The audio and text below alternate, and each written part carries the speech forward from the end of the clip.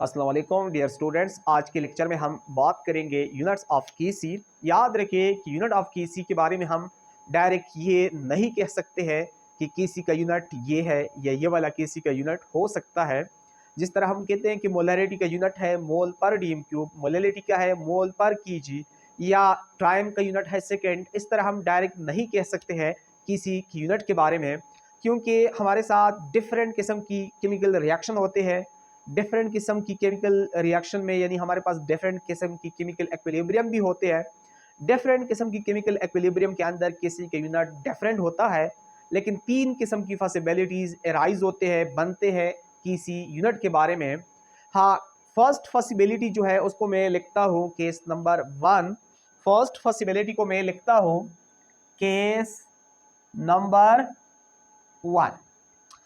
ऐसा chemical reaction कि जिसमें रिएक्टेंट्स और प्रोडक्ट के मोल्स आपस में इक्वल हो, तो ऐसी केमिकल इक्विलिब्रियम के लिए किसी का कोई यूनिट नहीं होता है।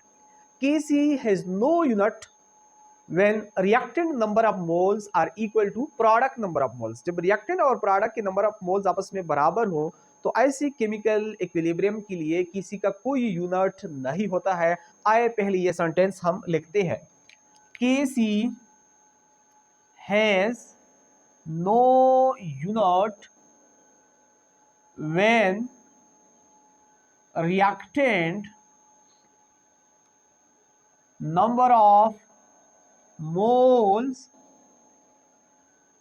equal to product number of moles।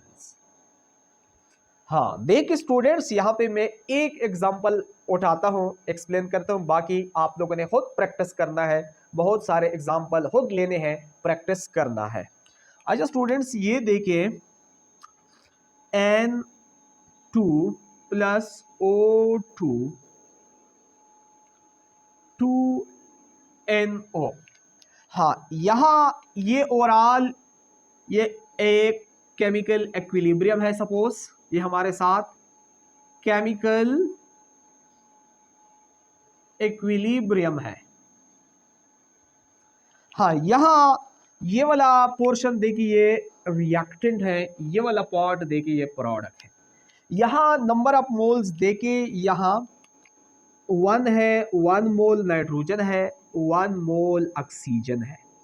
Reactant के टोटल नंबर ऑफ मोल्स कितने हैं? 2 मोल। रिएक्टेंट में कितने मोल्स हैं? 2 मोल्स हैं। प्रोडक्ट में देखिए एक प्रोडक्ट है, लेकिन इसकी मोल्स कितने हैं? 2 मोल्स। प्रोडक्ट भी 2 मोल्स है। हाँ, ऐसे केमिकल रिएक्शन की जिसमें रिएक्टेंट और प्रोडक्ट के नंबर ऑफ मोल्स आपस में इक्वल हो, तो ऐसे केमिकल इक्विलिब्रियम के लिए या ऐसे केमिकल रिएक्शन के लिए केसी हैज नो यूनिट। देखिए हम कैलकुलेट करते हैं, किस तरह हम यूनिट को कैलकुलेट करेंगे। देखिए केसी, सबसे पहले तो ये रिएक्शन हम किसी एक्सप्रेशन में, किसी शक्ल में किस तरह लिखेंगे ये बताएंगे।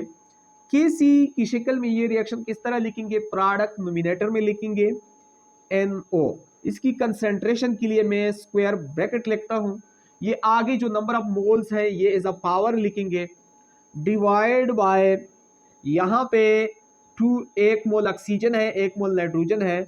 नाइट्रोजन की कंसेंट्रेशन इसके लिए स्क्वायर ब्रैकेट, हाँ ऑक्सीजन की कंसेंट्रेशन के लिए भी स्क्वायर ब्रैकेट, लेकिन दोनों की नंबर ऑफ मोल्स 1 है। हमारा मर्जी है कि यहाँ ऊपर पावर में 1 हम लिखते हैं या 9 भी लिखते हैं। अच्छा, किस तरह हम यूनिट निकालेंगे आगे? हाँ, हम जानते हैं कि कंसेंट, ये पॉइंट नोट कर दें, हम जानते हैं, मैंने लॉ ऑफ मास एक्शन जिस लेक्चर में हमने डिस्कस कर चुका है, वहां ये चीज मैंने बताया है कि जो कंसेंट्रेशन है या जो मोलर कंसेंट्रेशन होता है या जो एक्टिव मास जिसको हम कहते हैं, इसका यूनिट जो है ये मोल पर डीएम क्यूब होता है। एक्टिव मास का या कंसेंट्रेशन का या मोलर कंसेंट्रेशन हम भी कह सकते हैं, मोलर कंसेंट्रेशन का यूनिट होता है मोल पर डीएम क्यूब। अच्छा, यहाँ इस रिएक्शन के लिए हम यूनिट निकालने की कोशिश करते हैं। हाँ, यहाँ पे देखिए स्टूडेंट्स, KC मैंने दोबारा लिख दिया। हाँ, NO इसकी कंसेंट्रेशन की पावर 2 है। यहाँ हम 2 मरतबा लिखेंगे मोल पर डीएम क्यूब। हाँ, टू स्क्वायर आया है, हम 2 मरतबा लिखेंगे मोल पर डीएम क्यूब, ठीक है, स्क्वायर है, या अगर हम एक मरतबा लेके तो ऊपर स्क्वायर ले सकता है। नीचे नाइट्रोजन की जो कंसंट्रेशन होगी उसके साथ ये वाला यूनिट होगी मोल पर डीएम क्यूब। हाँ, इस तरह जो ऑक्सीजन की कंसंट्रेशन होगी उसके साथ यूनिट होगा मोल पर डीएम क्यूब। यहाँ पे देखे स्टूडेंट्स, अगर हम किसी का वैल्यू कैलकुलेट करते हैं, डेटा हमें गिवन है, कोई प्रैक्टिस प्रॉब्लम है या कोई एग्जांपल है या कोई न्यूमेरिकल क्वेश्चन है, डेटा हमें गिवन है कि इतना इसका कंसंट्रेशन है, इतना इसका कंसंट्रेशन है, इतना इसका कंसंट्रेशन है, कैलकुलेट द केसी वैल्यू। हाँ, यानी किसी वैल्यू के साथ यूनिट आएगा या नहीं आएगा। हाँ, अगर इस किस्म की रिएक्शन हो कि जिसमें रिएक्टेंट और प्रोडक्ट के मोल्स इक्वल हों, तो यूनिट्स जो होता है कंसंट्रेशन के साथ मोल पर डीएम क्यूब, ये तमाम यूनिट आपस में कैंसल होते हैं। इसी वजह से केसी हैज नो यूनिट, हाँ कोई यूनिट नहीं बच जाता है। इसी वजह से इस किस्म की रिएक्शन के लिए जब हम किसी का वैल्यू कैलकुलेट करते हैं तो उसके साथ कोई यूनिट नहीं आएगा। ठीक है स्टूडेंट्स, आगे हम जाते हैं केस नंबर 2 की तरफ। केस नंबर 2, हाँ, Kc has unit when reactant number of moles greater than product number of moles।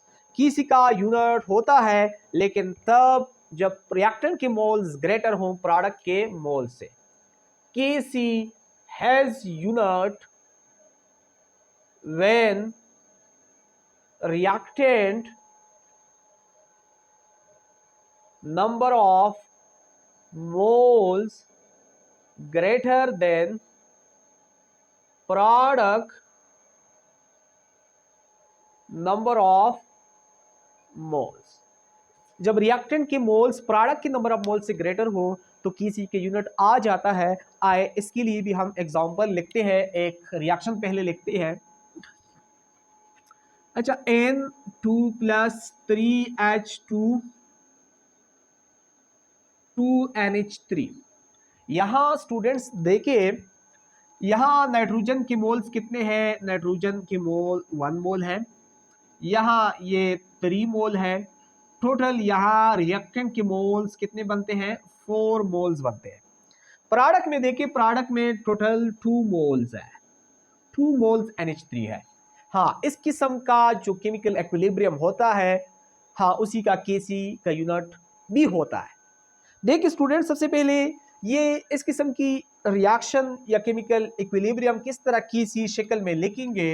इसका Kc शक्ल होगा Kc is equal to product पहले लिखेंगे NH3, हाँ इसकी कंसंट्रेशन की पावर 2 क्योंकि नंबर ऑफ मोल्स 2 है। हाँ, नीचे प्रोडक्ट में नाइट्रोजन, इसके नंबर ऑफ मोल्स कितने हैं? 1 है, ऊपर 1 लिखेंगे। हाँ, हाइड्रोजन कितने हैं? हाइड्रोजन के नंबर ऑफ मोल इसकी जो पावर है वो 3 आ जाएगा।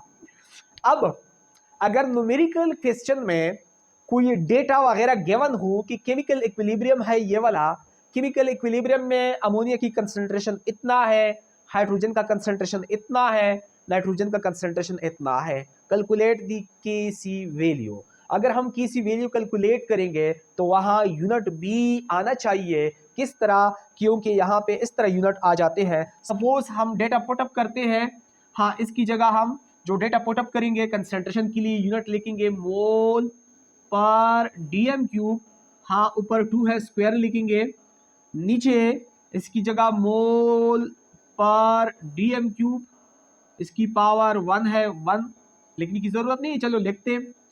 हाँ, इसकी मोल पर डीएम क्यूब, इसकी जगह ऊपर 3 लेके, ऊपर 3 लेगा। यहाँ किस तरह देखे, ये 2 है, यहाँ ये 3 के साथ कैंसिल हो जाएगा, नीचे एक और भी बच जाएगा, यानी 2 जब 3 के साथ कैंसिल होता है एक बच जाता है, तो यूनिट आ जाएगा Kc इज इक्वल टू 1, ऊपर 1 बच जाएगा, नीचे मोल पर डीएम क्यूब ये वाला यूनिट, और दूसरा यूनिट यहाँ भी बचा है, एक यूनिट यहाँ भी बच चुका है, मोल पर डीएम क्यूब। हाँ इस तरह, हाँ ये मजीद इस तरह भी हम लिख सकता है ये unit Kc is equal to 1 आवर mole per DM cube square, इस तरह भी लिख सकते हैं। हाँ, अगर हम ये ऊपर लेके जाएं तो यहाँ -2 होगा। इस तरह भी लिख सकते हैं के सी is equal to mole per DM cube inverse square, इस तरह भी हम लिख सकते हैं। हाँ, थर्ड पॉसिबिलिटी ये भी है कि अगर ऐसा केमिकल रिएक्शन की जिसमें केस नंबर 3, ऐसा केमिकल रिएक्शन की जिसमें प्रोडक्ट मोल्स ग्रेटर हो, रिएक्टेंट मोल्स कम हो, तो उस किस्म की रिएक्शन के लिए भी केसी का यूनिट होता है, यानी KC his unit when number of moles of reactant less than product number of moles. ठीक है स्टूडेंट्स। अच्छा, केस नंबर 3, हाँ, KC his unit, Kc has unit when product number of moles greater than reactant number of moles। हाँ, जब product के number of moles reactant के number of moles से greater हो तो फिर भी किसी का यूनिट होता है। देखिए स्टूडेंट्स, यहां पे मैं एक और एग्जांपल लिखता हूं।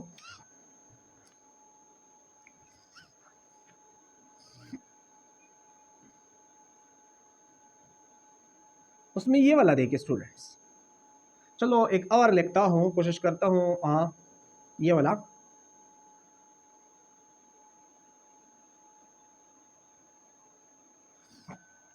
यहां देखिए स्टूडेंट्स, यहाँ 1 मोल है, यहाँ 1 मोल कैल्शियम ऑक्साइड है, 1 मोल कार्बन डाइऑक्साइड है। हाँ, प्रोडक्ट के मोल्स कितने हैं? 2 मोल्स बनते हैं। रिएक्टेंट के मोल्स कितने हैं? 1 मोल बनते हैं। हाँ, यानी ये मोल कम है, प्रोडक्ट के मोल्स ग्रेटर है।